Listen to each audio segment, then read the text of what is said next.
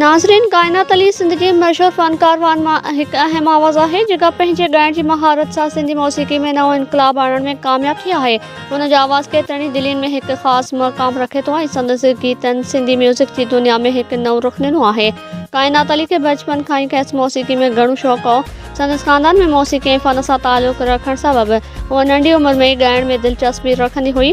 संदसि वालिदिन ऐं घर वारनि हुनखे हमेशह पंहिंजी सलाहियतुनि खे उजागर करण लाइ हौसला अफ़ज़ाई कई। कायनात अली पंहिंजी मौसीक़ी जे सफ़र जो आगाज़ जवानी में कयो। संदसि आवाज़ में हिकु ख़ासि नौइयत ऐं ताक़त आहे जेका हिकिड़े गुण खां ॿिए गुण ताईं असरु छॾींदी आहे। हुन सिंधी गायकी में जदीद ऐं रिवाजी म्यूज़िक जो मेल जोल करे पंहिंजे आवाज़ खे हिकु नई हैत ॾिनी आहे। कायनात अली जो मशहूरु गीत फ़ाइज़ अली सां ॻायल वॾेरा साईं आहे। हुन गीत खां पोइ संदसि शोहरत में इज़ाफ़ो थियो। कायनात अली न सिर्फ़ु कद बुत में परफेक्ट आहे पर सुहर राणी बसर भी आहे।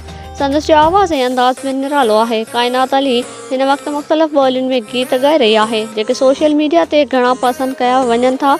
उमेद था कयूं त हीउ वीडियो अव्हांखे ज़रूरु पसंदि आयो हूंदो। वधीक ख़ूबसूरत मालूमात ऐं शॉप्स जी दुनिया खां बाख़बर रहण लाइ असांजो चैनल सब्सक्राइब कंदा।